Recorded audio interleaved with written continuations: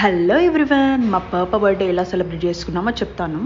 First టెంపుల్కి వెళ్ళాము. అక్కడ సీరియల్ షూటింగ్ జరుగుతుంది. రోజు టీవీలలో చూస్తూ ఇక్కడ జరుగుతుంది.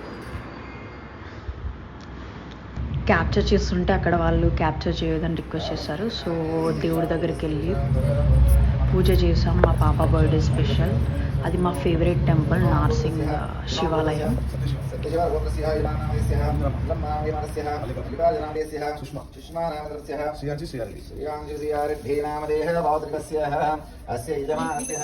చూసారు అక్కడ బెల్ ర్యాంగ్ అవ్వగానే తను ఎలా మొక్కుతుందో మేము ఎవరం చెప్పకుండా. ట్రైనింగ్ అంతా వాళ్ళ డాడీ ఇచ్చారు తనకి.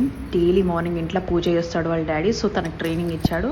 అది అక్కడ తను రిపీట్ చేయడం మాకు చాలా హ్యాపీ అనిపించింది. నెక్స్ట్ మా ఫేవరెట్ స్పాట్ వచ్చేసి గోశాల.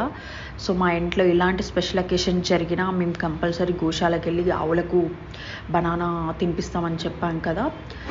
So this is our first priority. So మా పాప ఫస్ట్ బర్త్డే మేము చాలా సింపుల్గా చేసాం. బికాజ్ తను డెఫినెట్గా ఎంజాయ్ చేయదు, క్రాంకీ అవుతారు ఆ పబ్లిక్ వల్ల.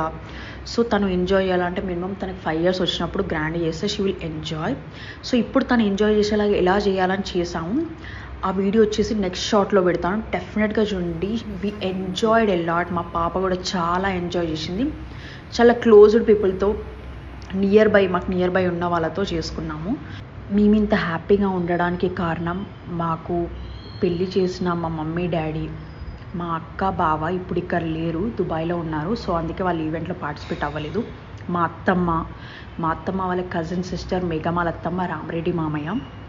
సో వీళ్ళు ముందుండి మాకు పెళ్ళి చేయడం వల్లనే మా లైఫ్ ఇంత హ్యాపీగా, ఇంత లవ్వబుల్గా మేము ఎలా అనుకున్నామో అలా ఉంది మా life. Thanks to them. So అందుకే థ్యాంక్ఫుల్గా మేము మా అత్తమ్మ మామయ్య దగ్గరికి వెళ్ళి మా పాపకు బ్లెస్సింగ్స్ ఇప్పించాం. వాళ్ళ బ్లెస్సింగ్స్ ఎప్పుడు మాకు ఉండాలి. సో మేమందరం ఇలాగే హ్యాపీగా ఉండాలని కోరుకుంటున్నాం.